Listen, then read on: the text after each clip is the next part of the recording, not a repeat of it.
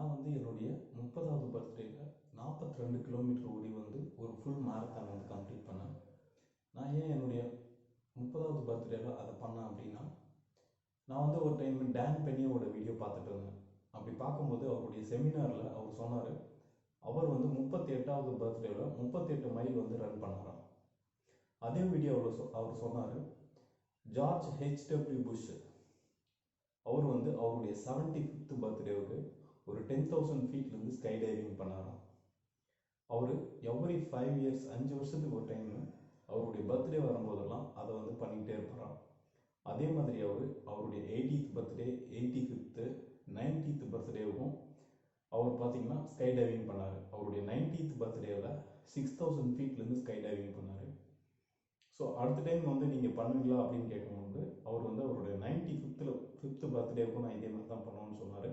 அன்ஃபார்ச்சுனேட்டாக அவர் வந்து இறந்துட்டார்.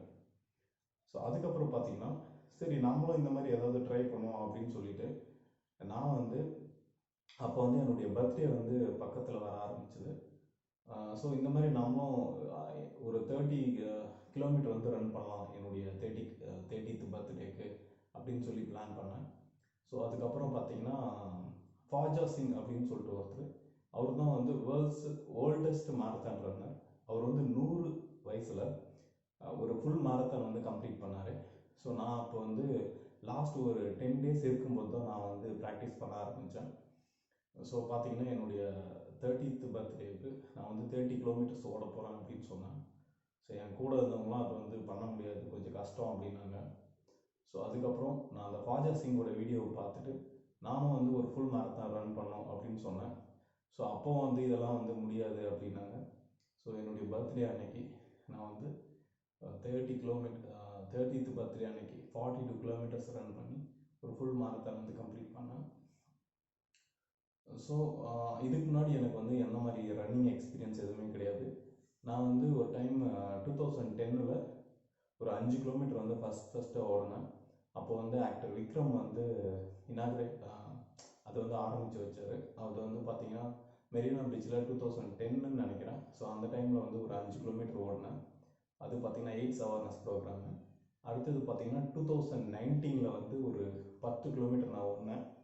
ஸோ அதுக்கு பார்த்திங்கன்னா இந்த ஃபினிஷர் மெடல் வந்து கொடுத்தாங்க. ஸோ 10 கிலோமீட்டர்ஸ் ரன் பண்ணேன்.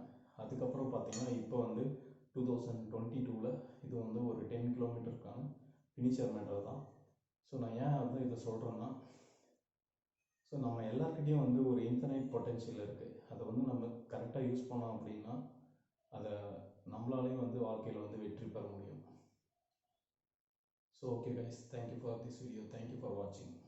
நன்றி. இப்போ வந்து 3 கிலோமீட்டர் ஓடிருக்கேன்.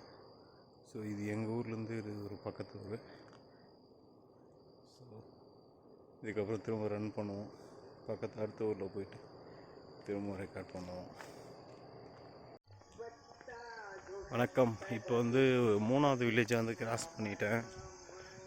ஸோ பேர் வந்து கேத்து ரெட்டிப்பட்டி. இந்த கோயிலான இருக்கேன். இப்போ டைம் பார்த்திங்கன்னா 5 ஆகுது. இது வரைக்கும் அரௌண்ட் ஒரு 6 கிலோமீட்டர் வந்து கிராஸ் பண்ணியிருக்கேன். Okay, thank you. Guys, Bommidi railway station. So இது வந்து